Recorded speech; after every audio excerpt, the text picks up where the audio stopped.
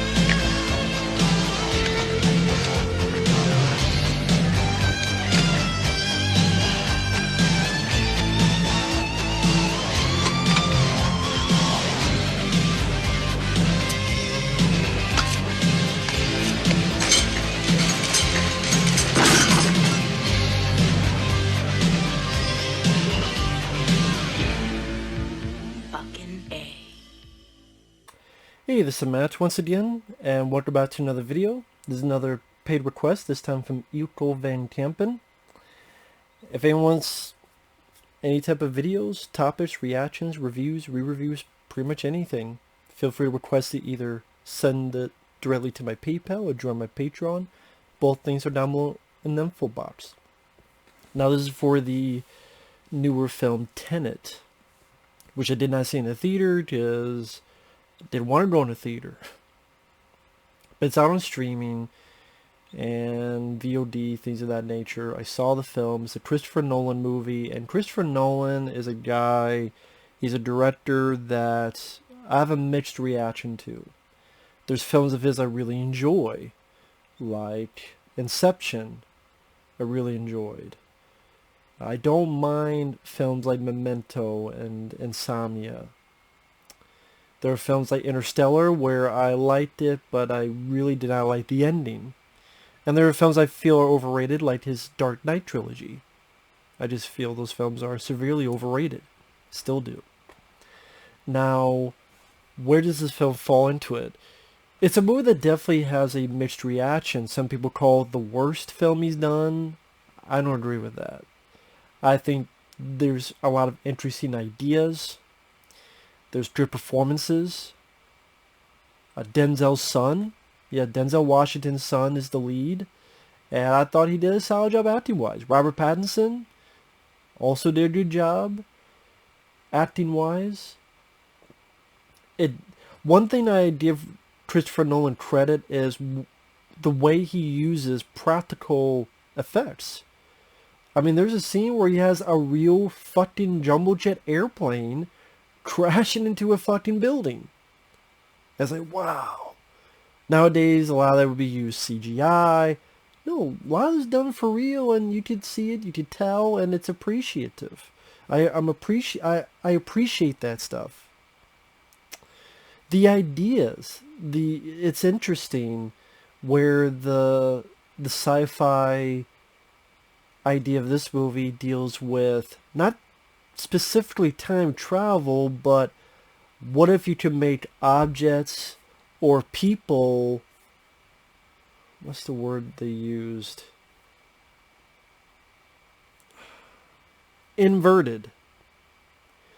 Meaning that certain device or certain guns, certain bullets, if you go through the thing, certain people, they will be moving backwards while you're moving forward. And that creates cool situations. There's a scene where our lead and this person in gear, face mask, helmet, they're having this fight, but it's a very unique fight that I've never seen before. For the most part, as long as I had subtitles on, I was understanding where it was going, and I'm like, oh, okay, that's why that happened, because this happened. Oh, that happened because this happened.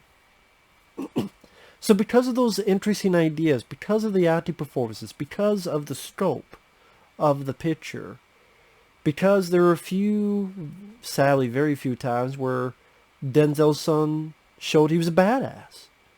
Does this scene where he beats the shit out of people in the kitchen? Okay.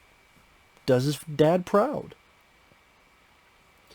But, with that said, I was mixed on this film.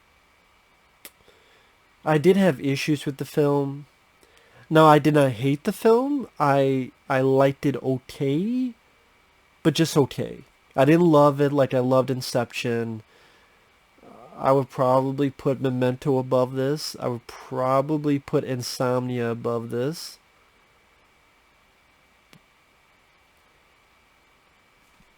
There's a movie that made me think of. Funny enough, this film. Deja Vu.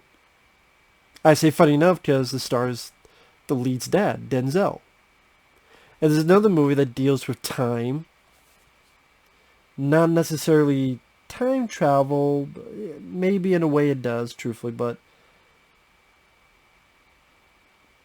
And I'll say I like this film much more than Tenet. I thought this film was much more entertaining than Tenet. I thought it was much more successful in what it was trying to do than Tenet.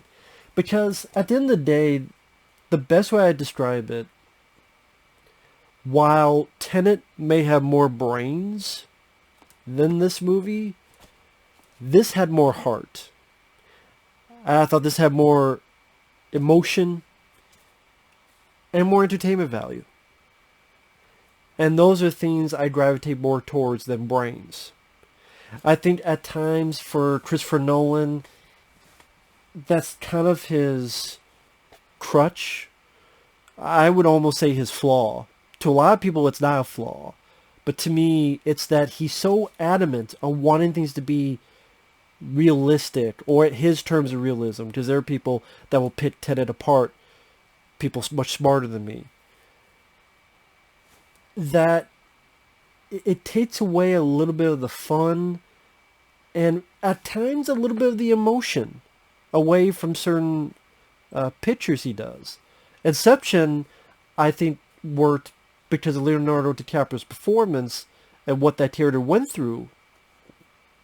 And I would say his performance would have made that part more successful than perhaps Nolan's directing on that front. I think Nolan is a fantastic technical director. I don't know if he's the best emotional director. Emotional can be heart or adrenaline pumping. Like Tony Scott. If you took this film and Tony Scott directed it, I would love to have seen that. I would love to have seen it. And it kind of would be a spiritual sequel. I worked with his dad, I worked with his son. And I think that's what it is. I wish this film was directed by a guy like Tony Scott and not Christopher Nolan. And I do like the film. The opening grabbed me, hook, line, and sinker. Denzel's son's part of this team. There's an attack on an opera house. The way the camera work and the scope, the wide shots. It's not shaky cam. It's not up close confusion abounding as to what's happening, at least in this instance, at least in this sequence. And it's setting up its sci-fi idea. There's a part where there's a bullet in the wall, not even a wall, but in this part, it pulls out, almost hits our lead. It's like, what the fuck is that? And it also showcases that our character is a good guy. He's getting the bombs. That's not our priority. It is now. In order to save innocent people, by action, you've made it and told the audience, okay, this is a guy that's easy to root for. He wants to do the right thing. And then this whole bit where he's tortured. And he gets his suicide pill. But it's not a suicide pill. It's a test of loyalty.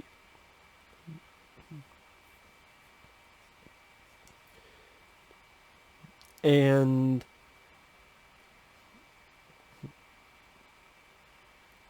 he gets into this program named Tenet. and what's about, and what's the deal with these bullets. That's such a cool idea, the inverted radiation, and it inverts it, and so you're not shooting the bullet, you're catching it. Like, it's stuff you don't see every day. You don't see that kind of stuff every day. And then he meets Robert Pattinson, and they go on their journey as they're looking into this arms dealer and who's selling this stuff, where's this stuff coming from, what's the main goal. And that's when the movie just kind of was going like this. Oh, cool, Michael Caine. But did we really need that scene? No. Because he meets Michael Caine in order to then get some info and meet this girl at this restaurant. I love Michael Caine, but was this scene entirely necessary? No. And for a film that's 2.5 hours long, yes, there were quite a few moments I'm going, you don't need that scene. You don't need that scene either. Because at times, Christopher Nolan is the type of director who loves the smell of his own farts. And I think that's one of his crippling flaws, is that he's a guy who needs an editor, but just, there's so many points you feel this guy's up his own ass. And that's why I would rather see a movie like this done by a Tony Scott than a Christopher Nolan. I think this interesting of an idea, I would prefer in different hands. I really do. And then the movie just really going at a slug's pace. With nice moments. Meets this girl at the restaurant. They try to beat him up in the kitchen. He's a badass. But well, I guess technically he showcases that like one more time, but not too much. Before I forget, the score is terrible in this movie. I'm sorry.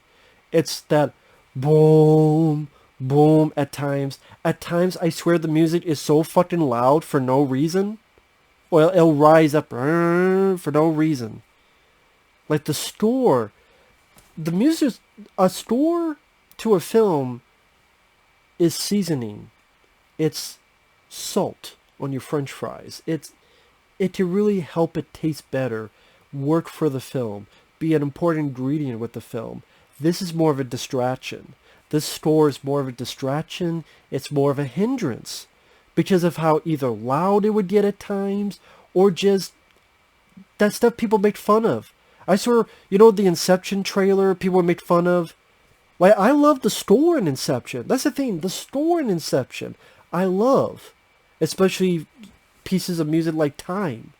Here, and that was one of the many reasons that Inception worked for me. In this, the music is just a hindrance, and it's a distraction. So, as is going, this whole thing with this girl, there's a part of me that wishes this girl was not part of the movie. I forget the girl's name. Kat? I believe Kat was her name. The reason I did not care about her character, I did not care about the fact she had a kid. We never even see her fucking kid. And that also brings to one of the problems with the film. There's no development of these characters. None. I mean, the fucking lead guy is named Protagonist. That's what I mean by, at times, Nolan has his head up his ass. Protagonist? Protagonist. What the fuck is that? I know what a protagonist is. The lead of your story, perhaps the hero of your story. But, I mean, when I say what the fuck is that, I go, why the fuck? I know there's supposed to be there's a meaning to that. But to me, just give him a fucking name, man. It just comes off as pretentious. Whether you mean to or not. And there's no development of these characters. Because almost every dialogue scene is exposition. I think that's one of the reasons why so many people got confused by the film, is that there's almost an exhaustive amount of exposition coming at you. Almost every scene with Robert Pattinson and Denzel's son is explaining what they're going to do, or explaining what has happened, or explaining what this inverted thing is. It's explaining. And part of me is like, it's fascinating what they're explaining, because it's something more unique that I haven't seen in 50 other films. So I'm interested in it, but at the same time, what do you learn about any of these characters? In this, one of the reasons this film works is maybe you don't get to know Denzel, a character, his background, but you get to know him by finding out the death of this lady, honing in on it, what happened to her, and then a desperate plea to save her, and we learn more about this character through his eyes. And that brings more of the heart and emotion, especially when you get to the finale of the film.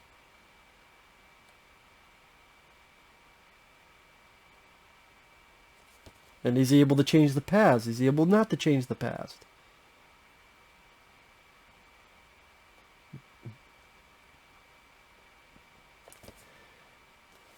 And then this time viewing technology.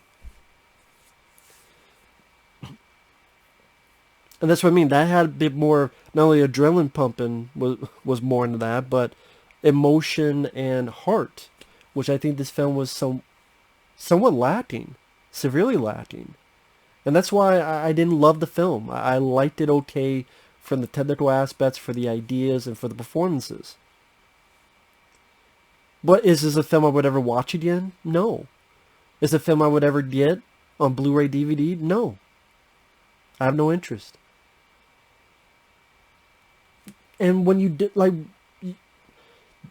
have moments where Denzel's son and Robert Pattinson are just talking, and I get it, there's not a lot of time for love, Dr. Jones. I understand that, but you need more moments of levity. Yes, maybe even humor, but like more character, just moments. Not about the plot, not about the story, just boom, we're talking. That would have helped. Because then part of you is like, why should I give a shit when I don't know who the hell these people are? I care because I want good to win over evil, and I care because the actors, those two are doing a good job that they can. Kenneth Branagh as the villain, he's a type of villain I've seen multiple times, and I like Kenneth Branagh, but honestly, anybody could have played his character. And it's just, when you got this exhaustive amount of exposition to almost have to keep the audience keep up with the plot. No room for small talk, Mr. Jones. And the lady, you could easily work this where that character doesn't need to be in the film. You can. And just focus solely on Denzel's son, Robert Pattinson, their buddy, banter, back and forth, together. It could have just been that. And stuff that lady did, honestly, you could have her do it, but not be that big of a part of the movie.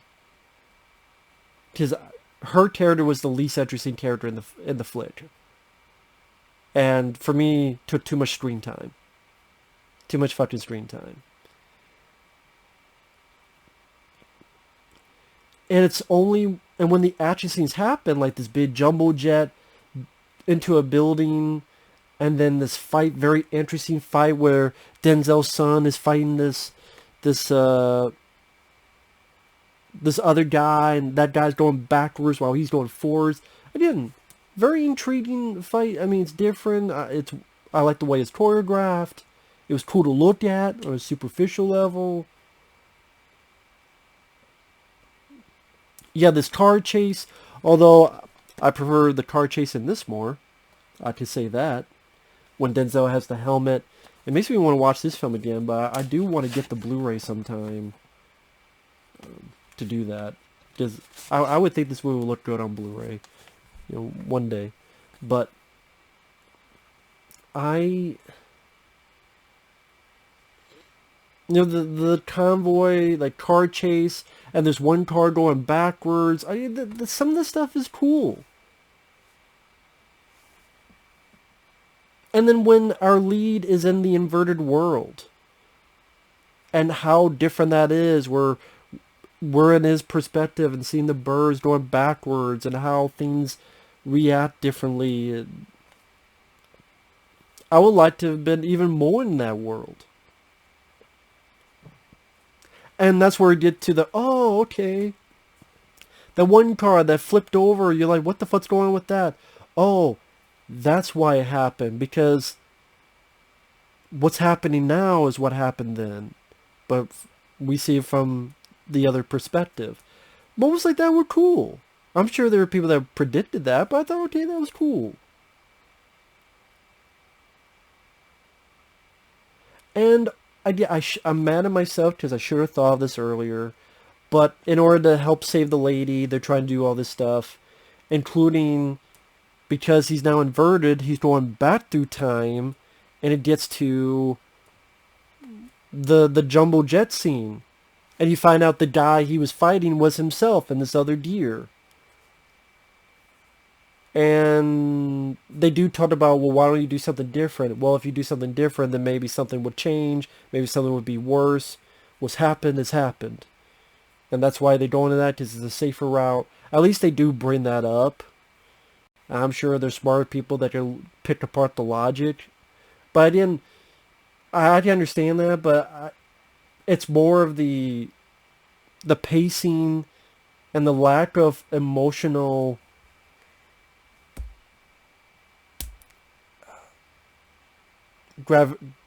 gratification. Where, why should I care about these characters when, again, the dialogue is just such an exhaustive amount of explaining this stuff, which then confuses more and more people. I think what it is, though, as the film, I was more liking it than disliking it. The ending I thought was really lame. I think what it is, like, even with all this stuff, I'm like, okay, this is pretty good. It's pretty good. Flawed, but pretty good. The third act just, I thought was a wet fart. I really did. And that's why I went from pretty good to, it's okay. The third act, I thought, kind of sucked ass. Sucked ass. Like, we're leading up to this? A wannabe shitty Call of Duty session? That's what it seemed like. It seemed like a shitty Call of Duty session. Where, okay, we're going to go on this hideout, and we're going to have you guys who are going forwards in time, you guys going backwards in time, red team, blue team, y'all wearing masks, so I can't tell who the fuck, and what the fuck, and who the fuck. Who's that? Who's that? Who's that? Who's that? Oh, I guess I don't care. Here's Faceless Army. Here's Faceless Army. Okay, maybe that's Robert Pattinson. Okay, maybe. To barely tell who the fuck it is. And then because one's going forward, one's going backward, I'm like, it gets even more confusing as to what's happening. Okay, that's happened. Because everything's going so quick, I'm like, well, that's happened. No, that. It just becomes more confusing and less interesting. More confusing, and yeah, you may be impressed, Christopher Nolan, that you did it, but that doesn't mean that was the right way to go. Because now people are just, not only am I confused, I just don't give a shit to learn about the intricacies. I think that's why there's some people who have a lukewarm reaction to this film. And no, I don't think it sucks, and I don't think the movie, I think the finale sucks, I don't think the movie sucks. But I think the finale sucks. Faceless Army, going forward, going back, and I'm like, well, this building explodes, no, this building explodes, and this is like, okay, whatever.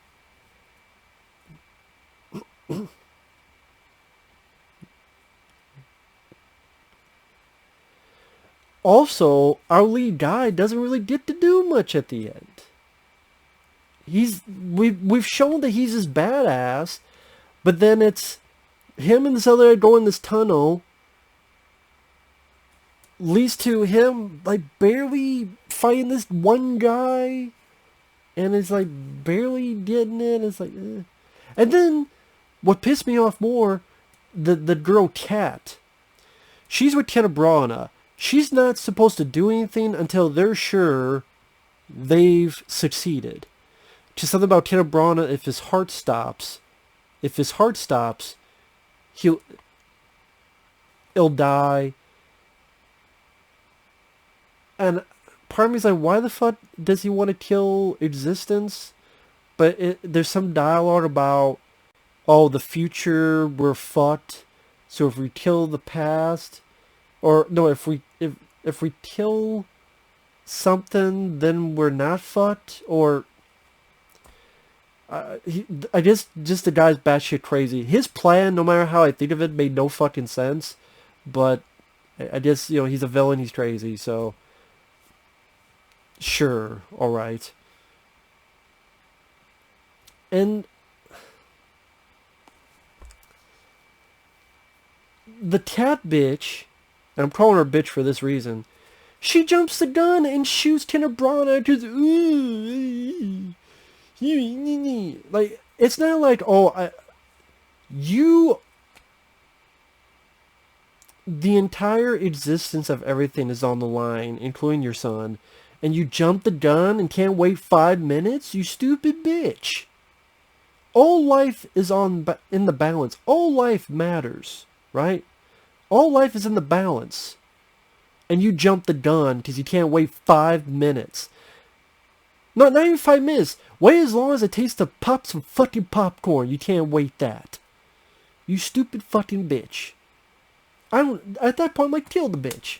Shoot the bitch in the face, shoot her in the titties, or in between them. I don't give a fuck. Fuck the bitch. I did not like that character. I didn't give a shit about that character. If that character died, I would not have cared. I wish she wasn't in the movie, or I wish she took less time in the movie. I did not give a rat's ass. I did not. And then you learn stuff like this guy who's been helping our lead all along is Robert Pattinson, so you know that Robert Pattinson's character is going to die, or he's going to get into a point where he's going to take this shot and die. And, oh, the guy who created this was the protagonist, our lead. So our lead is going to create Tenet. And then when it gets to a point, we'll send him back in time, the rescue Sarah Connor, whatever the fuck. We'll do that.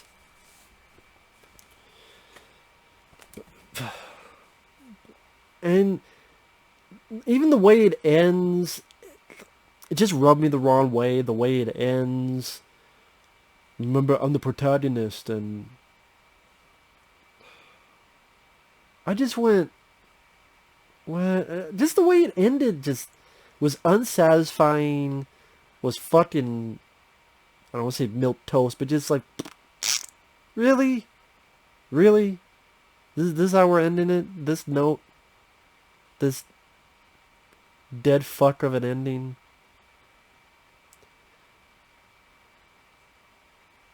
It just,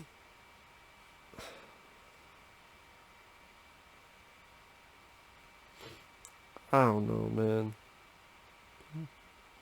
Like, this was much more satisfying ending. And a much more satisfying movie.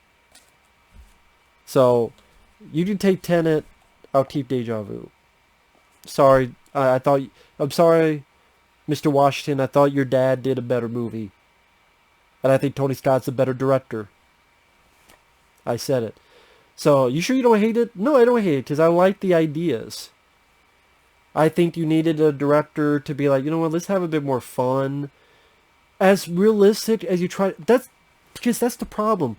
You didn't try to explain it as realistic as you can. There's still going to be people who go, well, that doesn't make sense, and that doesn't make sense. So your realism becomes pointless, because no matter how realistic you will get, you will never be close to 100% realism in dealing with time paradoxes and all of that type of algorithm. Because so many people have different theories and different takes on it. So then the whole realistic angle, it may be interesting, but at the end of the day, it almost becomes a fruitless endeavor. So again, I like the ideas. The acting performances by the two leads were good. Some really nice physical action sequences, except the ending, just a shitty Call of Duty thing. But, you know, terrible score, pacing where it got really fucking sluggish at the end. I mean, in the middle, the end I just thought sucked. And Cat fucked the bitch. So, it's a very mixed review for me on Tenet. Very mixed. Maybe I'll say a very mixed review. If I remember. Tenet 2020, a very mixed review. So, thanks for watching. We'll see you guys later. Bye-bye.